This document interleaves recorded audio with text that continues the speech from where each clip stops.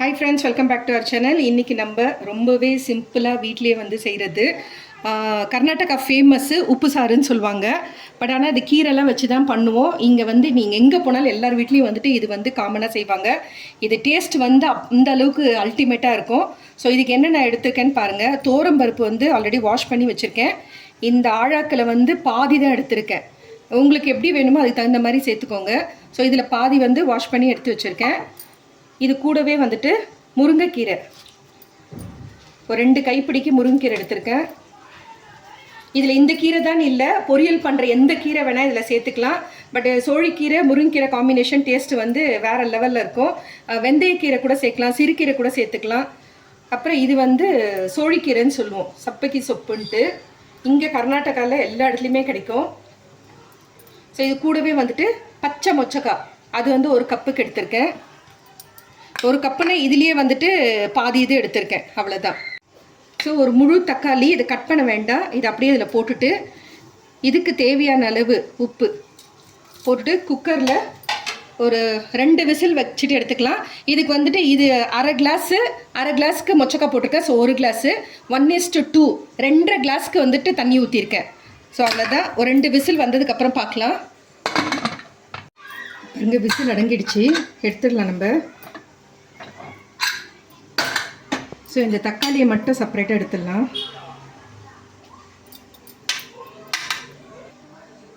இது அப்படியே வந்து வடிகட்டி வச்சு இந்த தண்ணி வடிகட்டி எடுத்துடலாம்.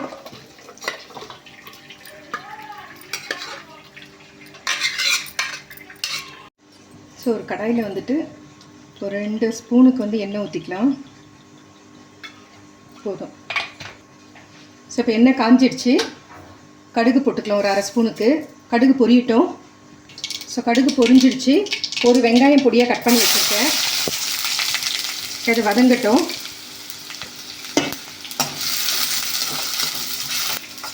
ஸோ இது வந்து கர்நாடகாவில் ரொம்பவே ஃபேமஸ். எல்லார் வீட்லேயும் வந்து கம்பல்சரி வந்து ராகி முத்தைக்கு வந்து இது செய்வாங்க. இது வந்து இந்த கீரை தான் இல்லை, நான் சொன்ன மாதிரி வந்துட்டு வெந்தயக்கீரை, சிறுகீரை எல்லாத்துலேயுமே வந்து செய்யலாம். அதே மாதிரி வந்து தோரம்பருப்பு மொச்சக்காய் தான் இல்லை, காராமணிக்காய், காஞ்ச காராமணிக்காய், கொள்ளு, கருப்பு மூக்கடலை இதெல்லாம் கூட ஊற வச்சுட்டு முளை கட்டிட்டு அதில் கூட செய்வாங்க. ரொம்ப நல்லாயிருக்கும் இது டேஸ்ட்டு. ஸோ ஒரு 4 காஞ்ச மிளகாய் கிள்ளி வச்சுருக்கேன், அதையும் இதோடு சேர்த்துடலாம். 1 ஸ்பூனுக்கு வந்து பூண்டு இடித்து வச்சுருக்கிறது, அதையும் இதோட சேர்த்துடலாம். இதில் நம்ம வந்து கீரை வேகும் போதே நம்ம உப்பு போட்டிருக்கோம். உப்பு வேணும்னா தேவைப்படுச்சா நீங்கள் உப்பு சேர்த்துக்கோங்க. அவ்வளோதான், பூண்டு வதங்கிடுச்சு. கொஞ்சமாக மஞ்சள்தூள் சேர்த்துக்கலாம்.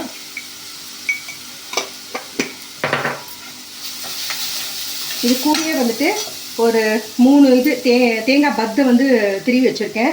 ஸோ அதையும் இதோடு சேர்த்துடலாம். சேர்த்துட்டு இதையும் நல்லா கலந்து விட்டுருங்க. இப்போ கீரையை வந்து இதோடு சேர்த்துடலாம். இதில் வந்து கொஞ்சம் கீரை, அது ஒரு 2 ஸ்பூனுக்கு வந்து கீரையை வந்து நம்ம எடுத்துக்கலாம், ஏன்னா அரைக்க போகிறோம் நம்ம. ஸோ இதுலேயே வந்துட்டு கொஞ்சமாக வந்து கீரை மிச்சம் பண்ணி வச்சுக்கலாம். அவ்வளோதான், இந்த கீரை போதும். இதை நம்ம அரைக்கிறதுக்காக எடுத்துக்கிறோம்.